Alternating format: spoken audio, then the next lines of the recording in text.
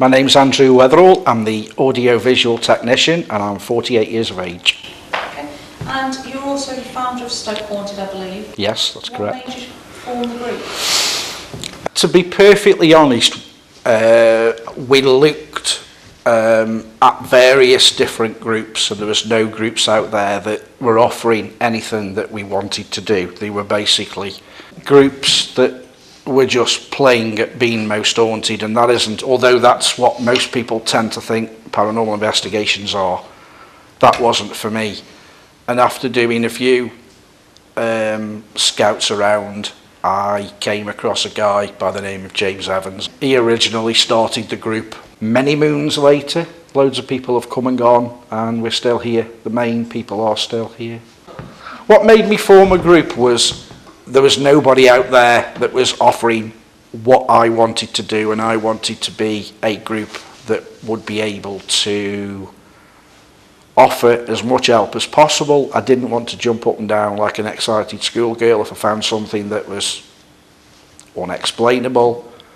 And I also wanted to prove, not only for me but for everybody else, that there is something out there for us to investigate, something worth investigating.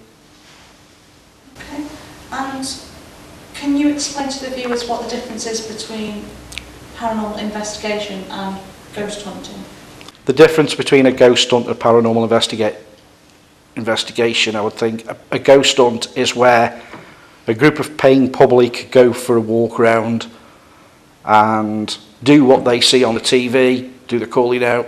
They don't not necessarily have to use any equipment. They just basically go for a good laugh. It's not taken seriously.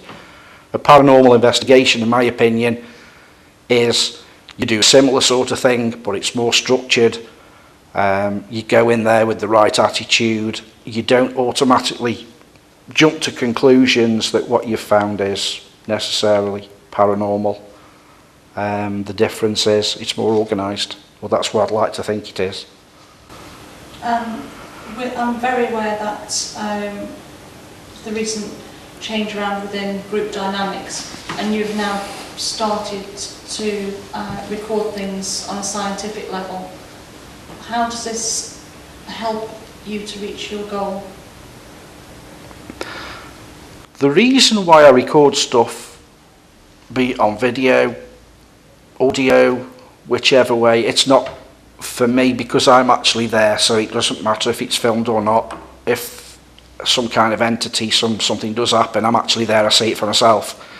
It's so I've got, or the group have got something to hold up and show to people, this is what we found, what do you think it is? We've all been doing paranormal investigations for many years, probably amongst ourselves, and I don't think any of us have got that definitive proof, and that's what we're looking for. If I can catch it on audio, catch it on video, that's my goal done. That's really what I'm looking forward to. Any experiences I get, I want to catch either audio or visual wise and show it to everybody else and let them give their honest opinion of what they think it is, whether they want to ridicule us for it or not. This sort of thing is open to ridicule anyway. So you're prepared for the fact that if you ever did present something that you knew as fact, you're prepared for those that are truly skeptics and non-believers to say that you have faked it or something along those lines? Yeah, anyone who's watching this video now, if they think that anything that we've done is fake or staged in any way, shape or form, obviously apart from this, contact me. You can get me on Facebook, Twitter. You can contact me anywhere on any of the websites that we're involved in. Every bit of footage, even this, without all the outtakes, is saved at home, it's archived at home.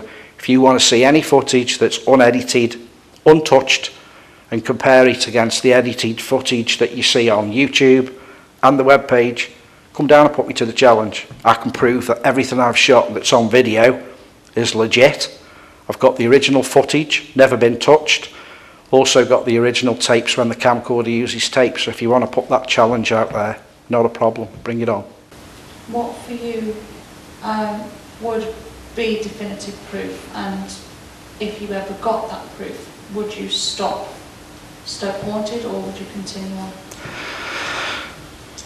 I don't think there's anything that would stop we've gone through a lot of nastiness and bitterness over the years, and yes, I've threatened on more than one occasion, even recently, to leave the group because it's more trouble than it's worth. But at the end of the day, it's in my blood.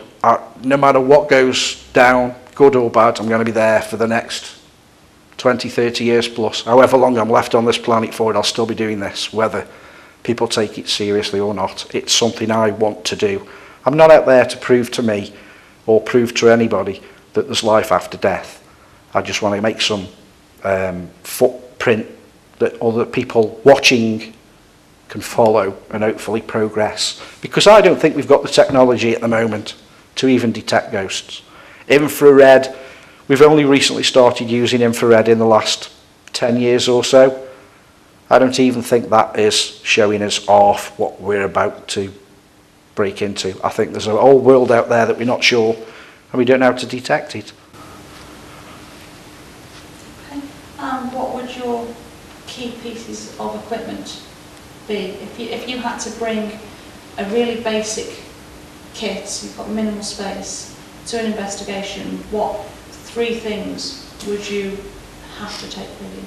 I could put it down to one. It covers a multitude of sins, and it's a camcorder. You've got visual, audio, and it's actual motion. Still cameras, you can't prove what's happened before, what's happened after. It's easier to interfere with still footage or a still photograph than it is video footage. If you take a dictaphone, you've only got sound, you've got no visual to show anybody. If you take a video camera, like I say, you've got the actual footage, you've got the audio to go with the footage. So I think really you only need to take one piece of equipment, and that's a video camera. That's my personal opinion. Okay, and final question.